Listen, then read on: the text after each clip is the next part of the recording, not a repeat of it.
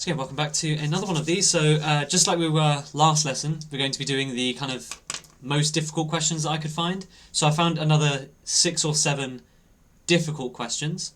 I haven't actually needed to go to like old spec stuff yet. Okay, so this is actually from 2018 back to 2017. I just picked a few questions here and there.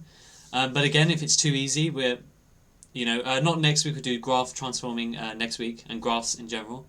The week after that, we can do kind of part 3 of these difficult questions. I'll get the rest of them from 2018 to 16, but then also we can start moving backwards to 2015 and before. Because the maths is all the same, but sometimes they're a bit trickier. So this is the first one that I found that I thought was pretty interesting. This is an example of probably the hardest indice questions they can give you. So this is all about the rules of indices.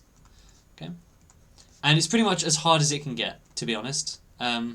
But once you know this, it actually comes back in A level 2 as a probably about 3-mark question, so it's not too bad.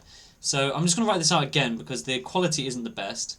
So it says 9 to the power of negative a half is equal to 27 to the power of 1 over 4 divided by 3 to the power of x plus 1. And we need to find the exact value of x.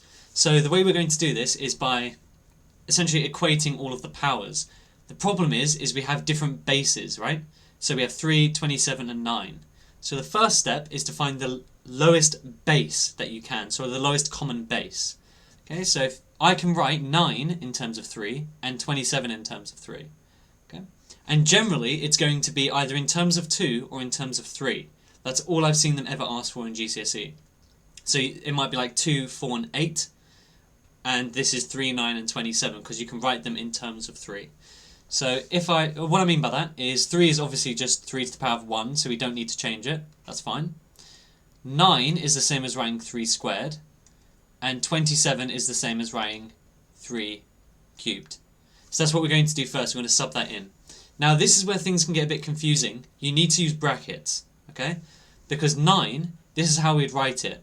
We'd write it as 3 squared to the power of negative a half. So sometimes I see people try and like times it out beforehand, or they try and add it together or do some weird stuff. Just use brackets, it'll make your life a lot easier. And I'm going to leave the divide sign, but you can make it a fraction if you'd like. But that's just going to be 3 cubed to the power of 1 over 4 divided by, and then 3 can stay exactly as is. Okay. Now we're going to actually expand the brackets. So remember, if you have a power to the power of something else, you multiply them together. So the rule we're looking at here is x to the power of a to the power of b is equal to xab.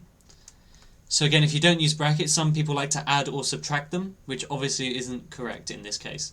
So 2 times minus a half is minus 1, so we have 3 to the minus 1 equals 3 to the power of 3 quarters divided by 3 to the power of x plus 1.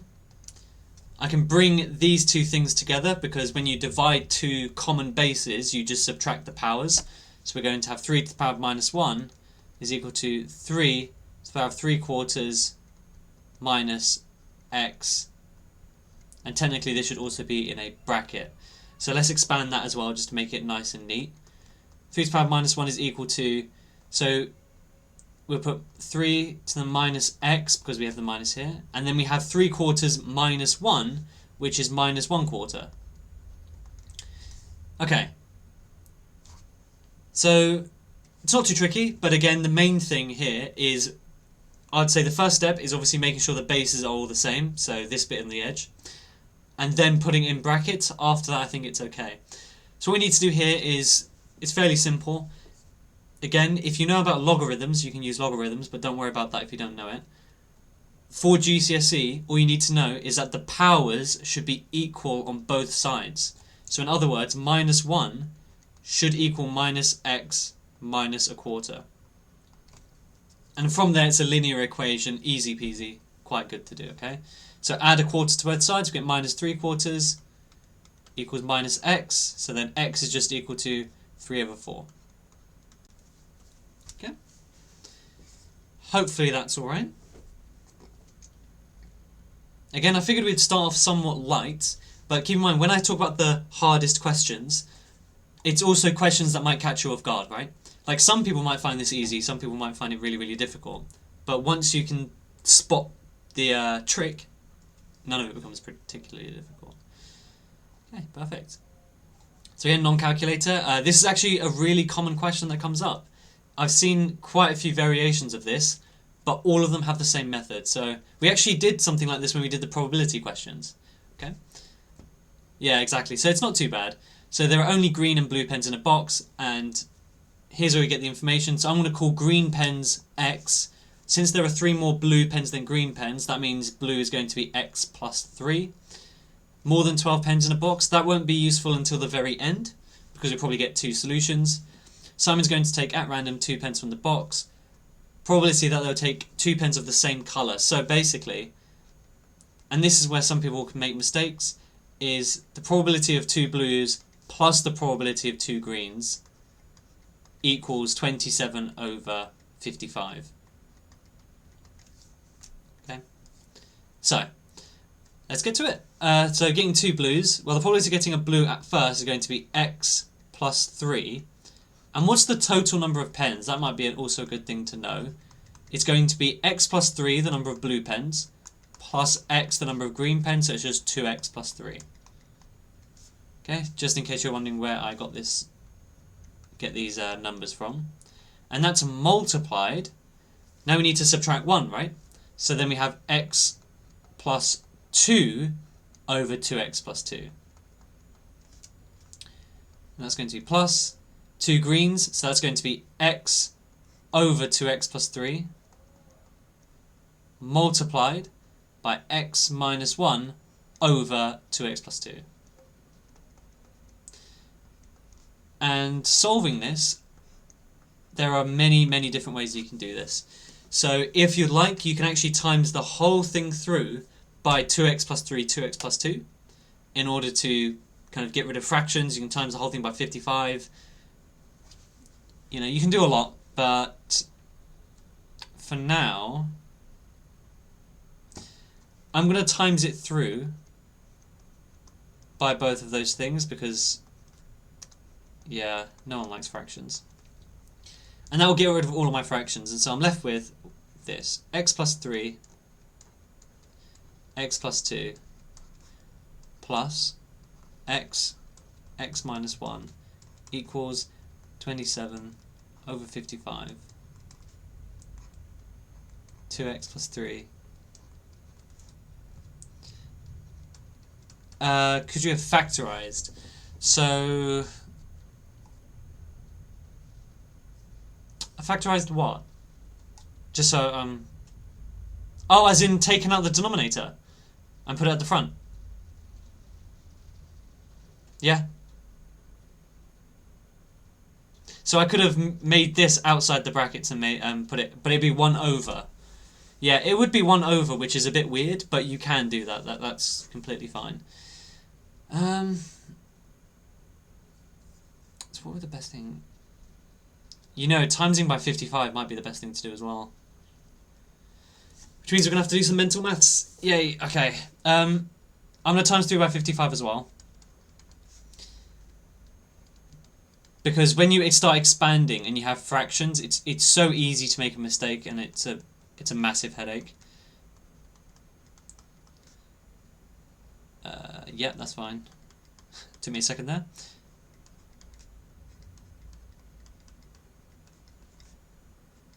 Okay, and now we can expand this with impunity. So I'm going to expand this somewhat quickly, so just, if you don't understand, then just please let me know. So x squared, and then that'd be plus 5x plus 6 plus 55x squared, yep, minus 55x equals 27 4x squared plus 6x plus 4x will give me plus 10x plus 6. Okay, so I think just expanding the brackets, and basically we're going to get a quadratic, and all we need to do is then solve it either by factorization, completing the square, or quadratic formula, right? It is a non-calculator question, which is a bit of a pain, but we can still do it. So 55x squared plus, yeah, so we're going to have to do it this way. 5 times 55, so 50 times 5 is 250, so 270? Again, no, not 270, 275, that's what I said. Right? Yeah, I think that's okay. Okay, I can't do that, mate. It's been over a week, so I might be a little bit rusty. 3 and this is 1. Alright, 330, that's fine.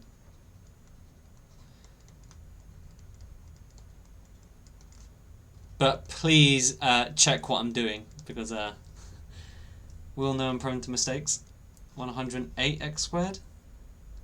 So double it is 54, 108, that's fine. Plus 270x plus, so 42, 12, 16. Okay. Now we can gather up the like terms and then move everything over to the other side. So it actually doesn't look, it's going to cancel out quite a bit of stuff, to be honest.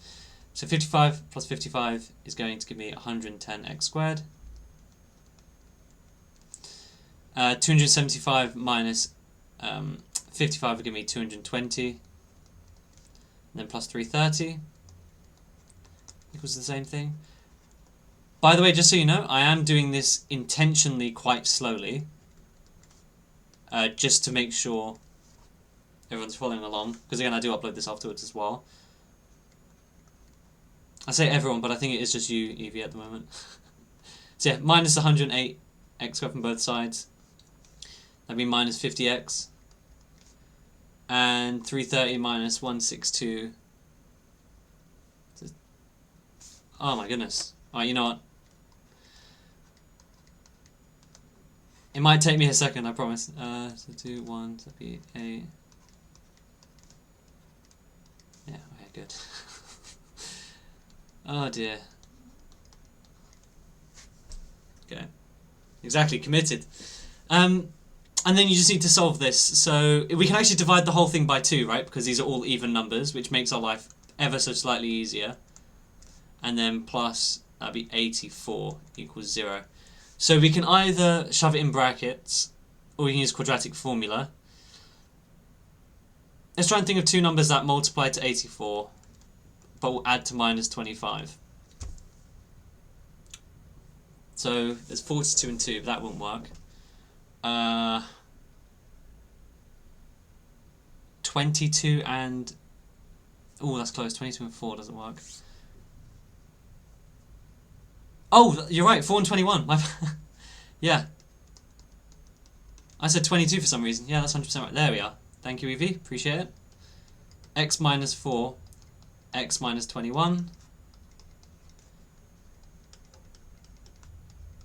So we have one of those two solutions, but if we look, oh god, if you look at the beginning of the question, there are more than 12 pens in the box. So if my total is 2x plus 3, I have to have more than 4, right? Because 4 times 2 is 8, plus 3 is 11, more than 12 pens. So I might even write a little reason, more than 12 pens.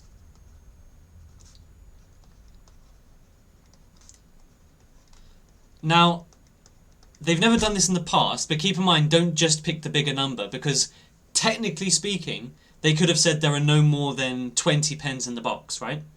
And they could have flipped it on its head. So just check in the same way that I did, even though every question so far that I've seen, it's always said more than 12, like more than insert number of pens. But there's no reason why they couldn't say there are no more than whatever number of pens.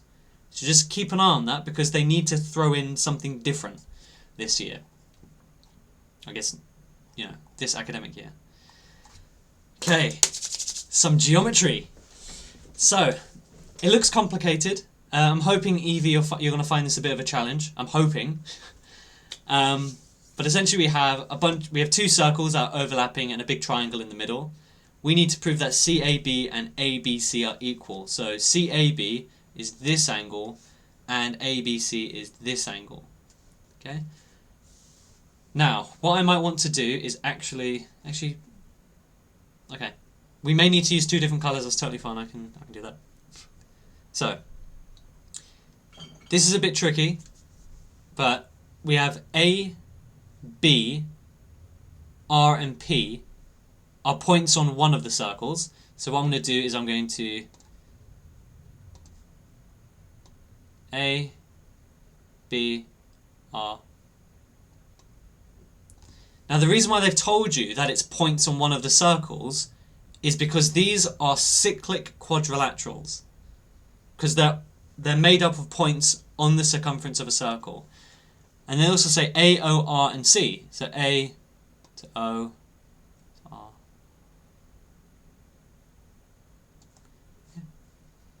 You know, I thought it would actually mix colours, it wouldn't overlap like that, but you know.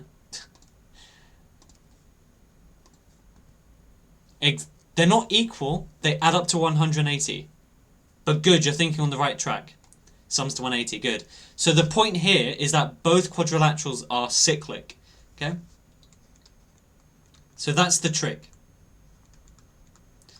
The thing is, just looking at the diagram without my horrible highlighting, it can be hard to see that they're cyclic quadrilaterals. Okay? They technically give you the information, but I'd recommend actually taking 2 coloured pens into the exam and just tracing over it to make sure. Because don't forget, this isn't marked. Right? That won't be marked. It doesn't give me any marks, but it helps me see. So, hopefully you can see that. I'm going to delete the highlighting for now. Okay? But we're dealing with 2 quadrilaterals. Yeah, there's no harm in doing that, Evie. None at all. Bring a highlighter, doesn't matter. Prove that CAB is equal. So these 2 angles are equal to each other, okay? So what I'm going to do is I'm just going to label CAB X.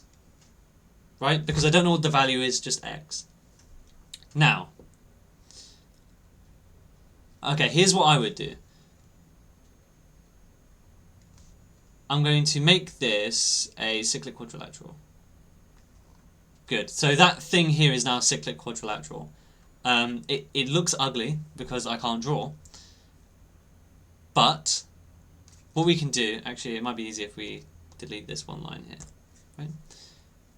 So we have a cyclic quadrilateral.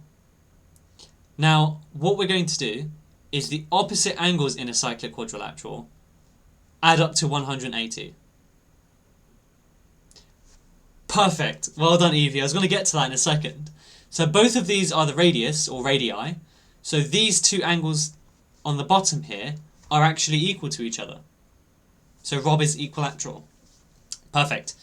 Now this angle here, okay, if we look, because this is a cyclic quadrilateral, yeah, is just 180 minus x, because they should add up to 180. So that is angle CRO, I'm going to call it.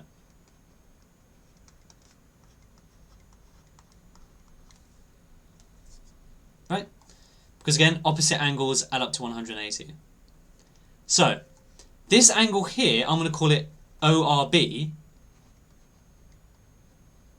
is surprisingly easy, right? It's not too bad. It's going to be 180 minus x. So it's going to actually be 180 minus 180 minus x. So how that would look is this. So these 2 cancel and you're just left with x. So this thing here is x. And as you said, ORB is... Actually, no, let's call it Rob, because that makes me laugh. Rob is equilateral. My handwriting's terrible today. That's what I get for taking a bit of a break. Because OB equals OR radii. Okay? So, yeah. OBR is equal to... Actually, what did they call it? ABC. I guess that makes sense, yeah. So ABC equals CAB.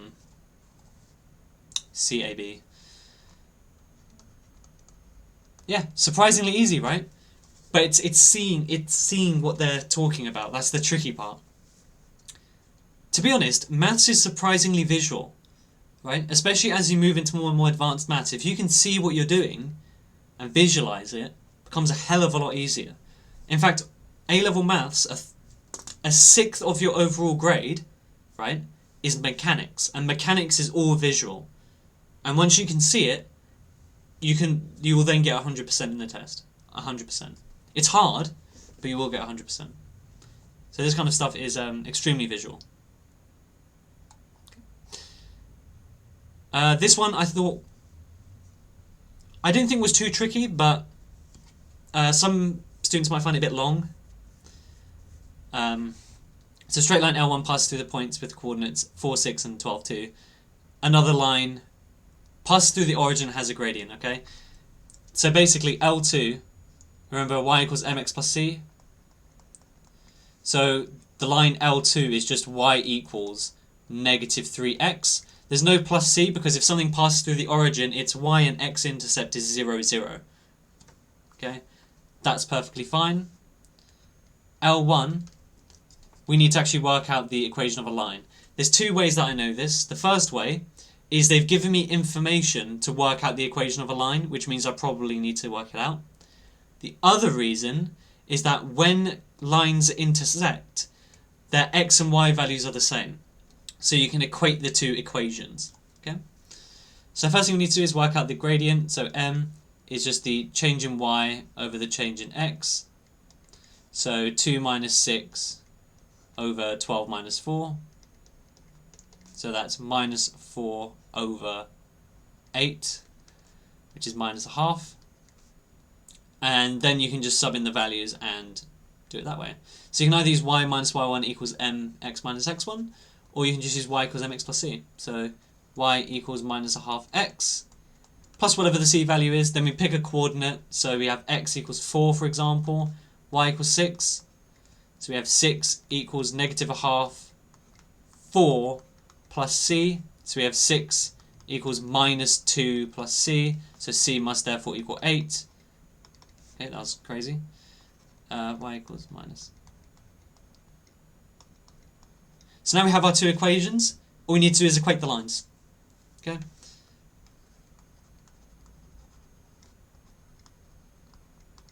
So we have negative 3x equals negative a half x plus 8. So move this over. So we will have minus 2.75, minus 2.5, which would be 5 over 2. That took me a bit long. Equals 8 times by 2. So we have negative 5x equals 16. So x is equal to negative. Yeah, that's 2.5. Yeah, all good. Then all you need to do is sub into y. So probably easiest to do the top equation because there's no c. You don't have to add anything. Adding to a fraction sucks. So y equals negative 3. Negative 16 over 5, so equals 48 over 5. So the coordinates for P are negative 16 over 5 and 48 over 5. Also, just while you're doing your own revision, but also when I start going forward on the lessons, some of the old spec questions tend to have coordinates in like weird fractions and things like that, which sometimes throws students off, right? Which I completely get. But there are some weird fractions out there in some of the answers, so just keep that in the back of your mind. So hopefully that question wasn't too tricky. Does anyone have any questions? We have a few other people that have joined. But Evie, everyone else, what do you think?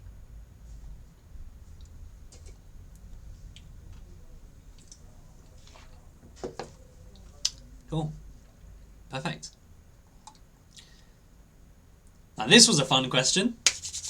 This might be one you haven't seen before, might be a bit tricky, I'm hoping, potentially. So we have two inequalities and we need to find all the possible values of n. Okay? So yeah, should be quite good. I'm just going to let you embrace this. Honestly, it's actually not too bad once you know what you're doing, which I know that's pretty much true for all of maths, but is what it is. So I'm going to start with the linear one because I'm a coward. Solving this pretty trivial, hopefully. But again, if anything doesn't make sense, please let me know. So our first condition is that n is less than or equal to 4. This is fine, okay. Not bad. Let's see. There's actually one thing that you might miss out, Evie. To be honest, I think you're quite on it, but potentially. And there's 6n over n squared plus 5. It is a different question to what you're used to, I'm hoping. Unless you go to an extremely painful school. And minus that over, so effectively we have n squared minus 6n plus 5 is less than 0. So we need to factorise that or solve it in some other way. So times to 5 and add to minus 1, that's just going to be n minus 5. N minus 1 is less than 0. So now we know that n equals 5 and n equals 1. So I'm writing equals for now because I don't know which side the inequality is going to take. But if I were to, oh god, I'm sorry. If I were to sketch this, right, we have our two coordinates here, 1 and 5, and it would be a U shape. And if you look, we're looking for less than 0, so the value is where it's underneath, which is actually here. So what we have is we have 1 is less than n is less than 5. Okay? There are two ways to find out what the actual possible values are. You can look, if you'd like, but as you can see, it has to be bigger than 1 and less than 5, and also less than equal to 4. So one way is just by looking, right? So we have 1 is less than n, and then you can say it's just less than equal to 4, right? So all the possible values are just 2, 3, and 4. Other way to look at it is if you were to draw a number line, so we don't need to go really that far, we just need to go from like 1, 2, 3, 4, 5, right? The first inequality is a shaded in circle that's all of those values down to negative infinity. The next one is two hollow circles at 1 and 5. So we're just looking for the overlap here, right? So that's another way to do it. Not too bad, but some students forget this step here. Keep in mind that sometimes you'll have a thing that looks like this. N is greater than 1 and n is greater than 5, right? Or it's less than 1 greater than 5, right? It's like that. So you do have to check. But I'm glad that that was apparently fine.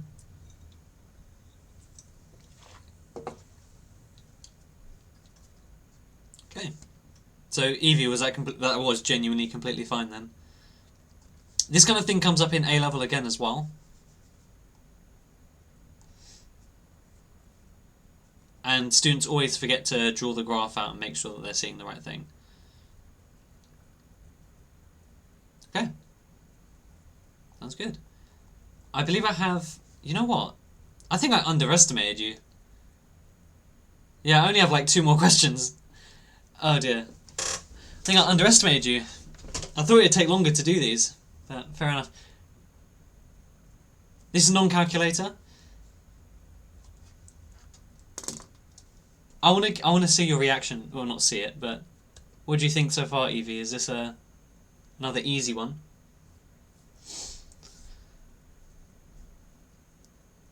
I'm hoping it's not. It's fine. Damn. Alright. Hopefully it's still good practice though. But yeah, I think I underestimated you 2 weeks running now. That's not good. Okay, so we have points on the straight line here. A and B, and it has this equation. I'm just going to rewrite this immediately.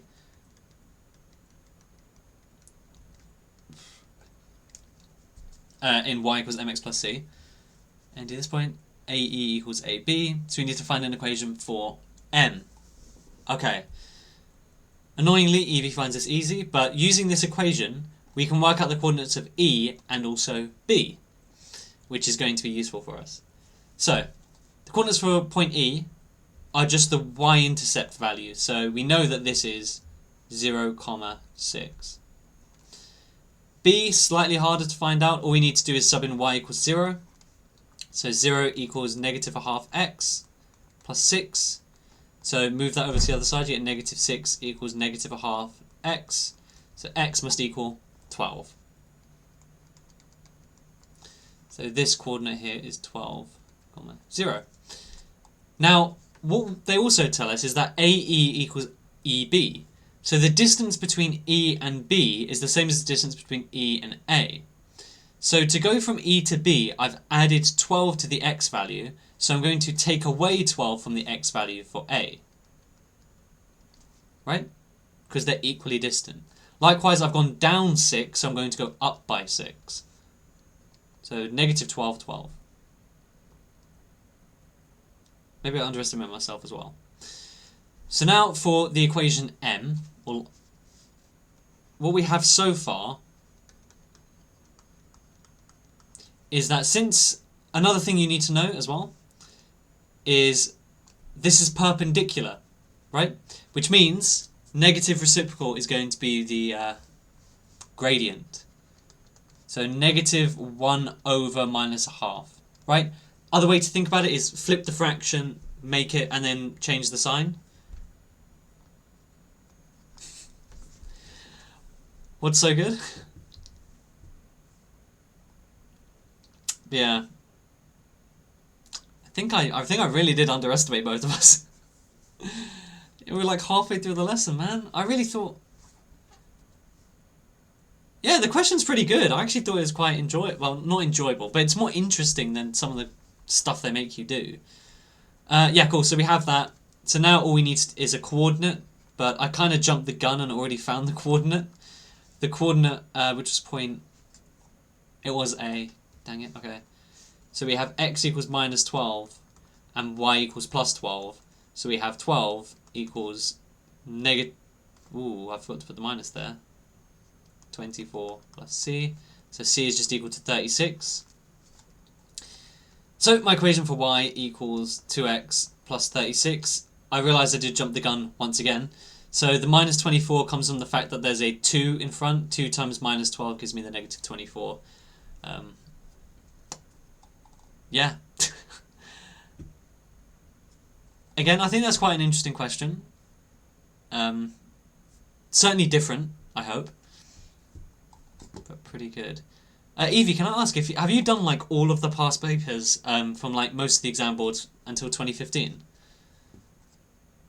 Because I'm trying to find questions you may not have seen before. Yeah, okay, I figured. So it looks like I definitely need to go pre-2015 then. Definitely. All of them? Is that from all of the exam boards too? Ah, I see. Okay.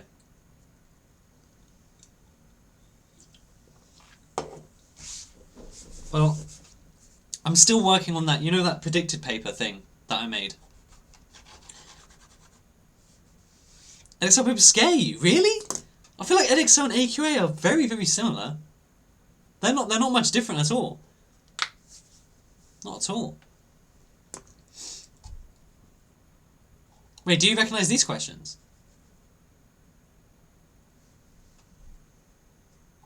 There's no way you recognise them then. Yeah. Well, as a spoiler, these are actually mostly from Edexcel papers. So these are some of the hardest questions from Edexcel specifically. Because I figured AQA you were going to recognise immediately. But I'm going to go pre-2015. In fact, you know what might be fun? If we did the GCSE paper that I did when I was at school. Which should be the 2013 paper. That could be fun. But I also have those predicted papers I told you about a few weeks back. Just as an update for that. Yeah. To be honest, I've got most of it is because of COVID. To be honest. I don't think it was like everyone was smarter back then. I don't think so. In fact, we can see if anyone was smarter because we can actually do the paper I did, and see how difficult it was. I'd actually be interested in doing that. That'd be quite funny, because to be honest, the actual thing hasn't changed that much. But again, I do have those AQA predicted papers. Just an update on that. Effectively, what I'm trying to do is find a way of delivering them to you, if that makes sense. So So again, Shopify was one example, but the problem is they charge like £10 a month, and I'd rather not pay £10 a month if there's other options. So I'm looking into other avenues for that. But I will do a video going through one of the papers so you can see if it's something that you'd like, and then we can upload those and see what that's like, because they're all AQA based, which would be somewhat interesting.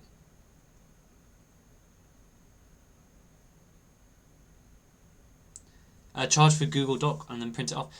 So I've actually made them PDFs.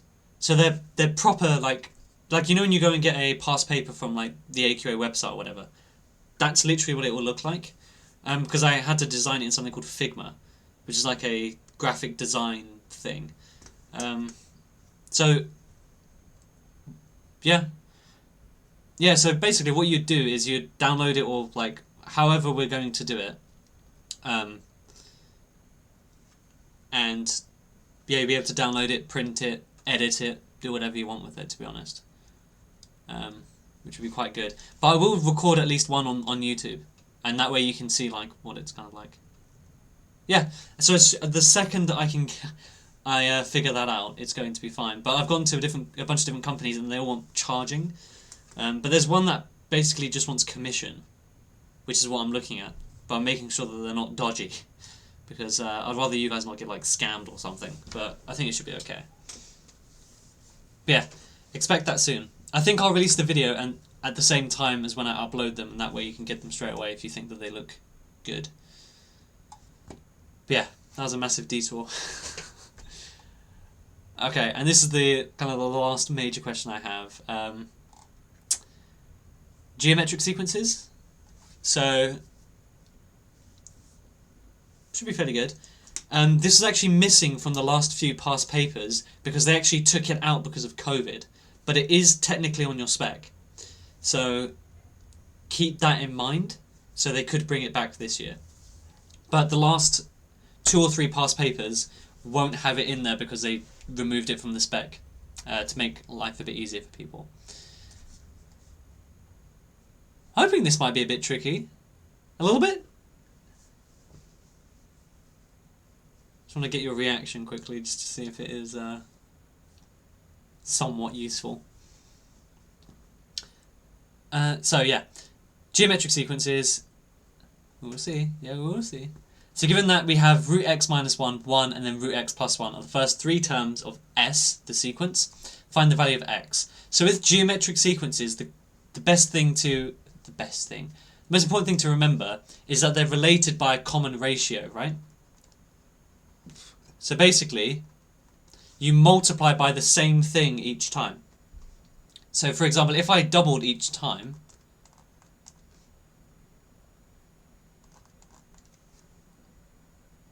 oh, fancy. Good. It's not too bad, to be honest. But with a geometric sequence, essentially you're multiplying by the same thing each time, right? So the common rate, so this is doubling, right? So times by 2, times by 2, times by 2. Okay? So if I were to take 2 terms, so 16 divided by 8, that gives me 2. And also 8 divided by 4 gives me 2. And 4 divided by 2 gives me 2, right? I promise there's a point to this waffling. But essentially, they all have a common ratio. So if I divide these 2 terms, I should get the common ratio. So in other words, root x plus 1, plus 1, over 1 should equal 1 over root x minus 1. Okay? That's what should happen. So again, root x, oh God.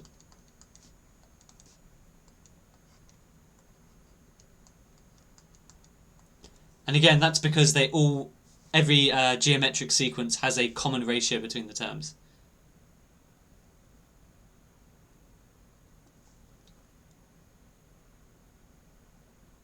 Yeah, that is one way to do it. So again, all we're doing is solving now. So best thing to do is get rid of the fraction first. So times both sides by root x minus 1. So we have root x plus 1, root x minus 1 equals 1. This becomes pretty trivial because you know when you ever do rationalizing the denominator, you should know that when you change the sign but everything else is the same, it gets rid of the cross term, so we're literally just left with x minus 1.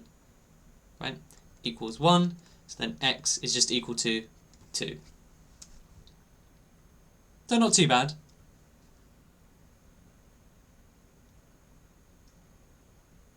You can email them to me, which might be the best way to do it. So I don't know if you were the person that said they emailed me 2 weeks ago, but I didn't actually get an email from that. So just so you know, this is my email address. I'll put it in the chat. Also, there is actually a little bit of an announcement I want to make in terms of that. A-level physics videos are going to start from next week. Okay? Not live lessons, they're going to be YouTube videos on all of the different topics. So you'll be able to also post questions on those. Okay, part B shows that the fifth term of s is 7 plus 5 root 2. Again, there are two ways to do this. You can either calculate it separately, or if you know what the kind of equation for a geometric sequence is, that is also something you can do. Okay? So either way works perfectly fine. I don't know if you guys know what the... do you guys know what the equation for the geometric sequence is? So it's just the term equals a r to the n minus 1. You've never seen that before? Okay, that's fine. So what we're going to do is we've worked out the value of x here. So we're going to now work out what the common ratio is. So if we look at the sequence is now root 2 minus 1, 1, and then root 2 plus 1. Yeah, I can. That's totally fine. I can explain the equation. So I could derive it for you. I just don't know if that would help. But essentially, let me give you a good example. Okay. Let's take this set as an example, right? So this is the first term, that's the second term, that's the third, that's the fourth. Okay? Let's start with that. So in order to work out what the next one is, right, all I'm doing is I'm taking the previous term and timesing it by 2, right? In fact, you know what? No. This is a different example. Because I've just realised it's going to have 2 2's in it, which might be confusing. Let's pick something else. Let's times by 3. So 1, 3, 9. And then... oh, you know why now. Perfect. Well, that helps. Good. I'm glad. So then, you should hopefully see that the common ratio... so should we use the equation? Or... also, YouTube team, I'm not sure what your name is. Can you do projectile motion first? So yeah, basically the first set of videos is just A-level mechanics. Okay? Physics mechanics. So yeah, it will be that, and projectile motion will be one of the first ones. Both. Okay, so let's do it the first way. So using a r to the n minus 1. A is the first term. Oh, my handwriting. R is the common ratio. And n is obviously the term number, right?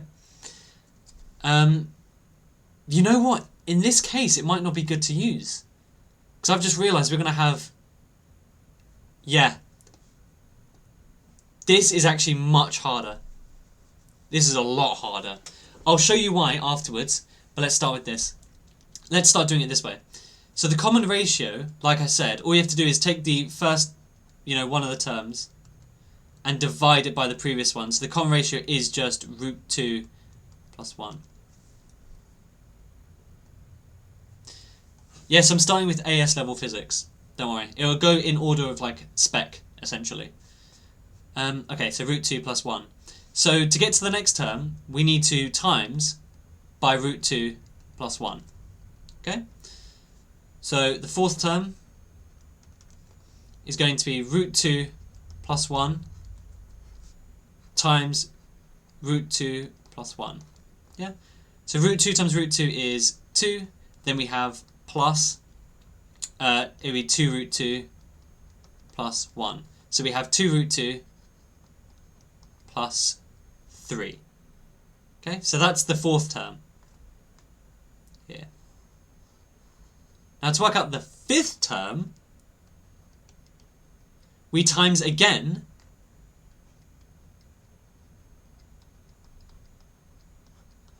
by root 2 plus 1. Okay. Have I lost anyone? Is everyone okay with this so far? I hope so. So with this one, we have root 2 times root 2 is 2, and then times 2 again, which gives me 4, right? So 2 root 2 times root 2.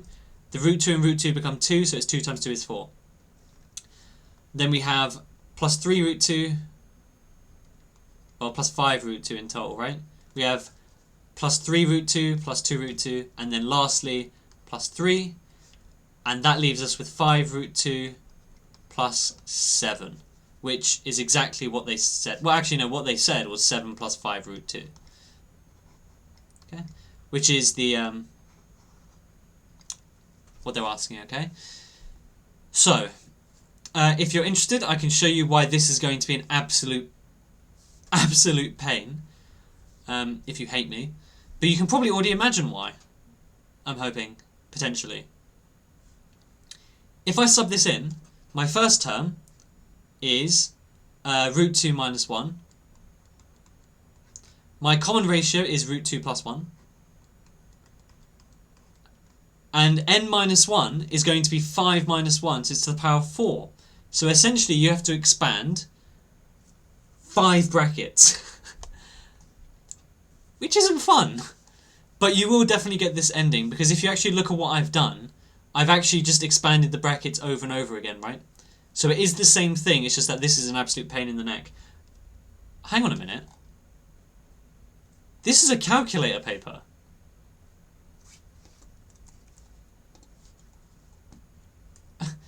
Let me just check something quickly. Go away. Alright. I just realised this is actually a calculator-based question, so I'm wondering, will this actually give me the right answer? If it does, that's kind of good.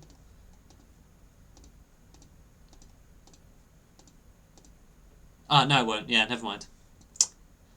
Okay, so you would actually have to use expanding... Like, that's not even a quartic. What is that? Like a pentic bracket? You don't need to use binomial expansion. You can use binomial expansion, but keep in mind this is a GCSE video. So they don't learn that yet. It's a GCSE regular maths. But yeah, you can use binomial expansion for that. For the second part anyway. Yeah, that's actually all I... No, never mind. I did get an extra question. Good. This is also something quite interesting. Evie, have you done a question like this before? I'm hoping the answer is no. I'm hoping.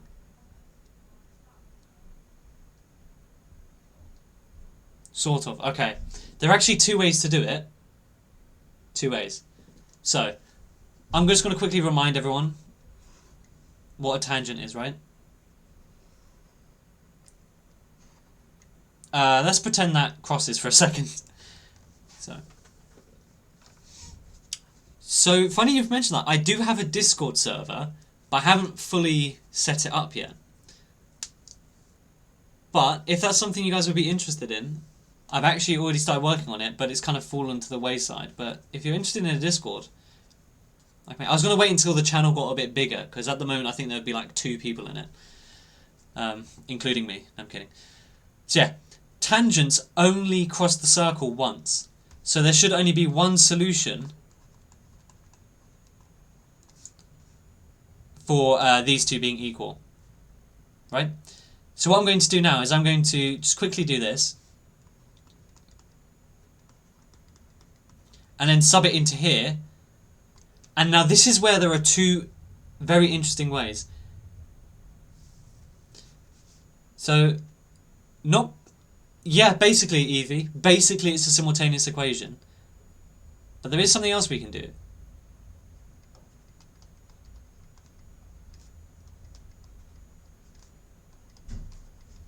Now, hang on a minute. Evie, I need your help.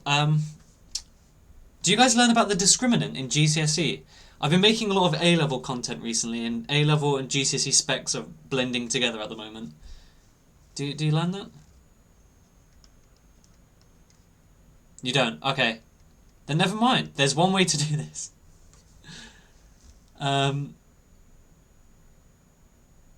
Okay, yeah. Sorry, it kind of blended together for me. So that'd be plus 40y.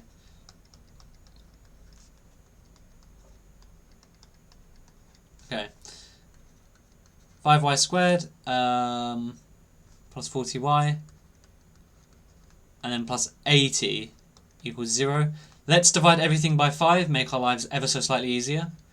Y squared equals, what am I doing equals for? Okay, y squared plus 8y plus 16 equals 0. There we go. If you're wondering how to divide by 5 pretty quickly, you divide by 10 and double.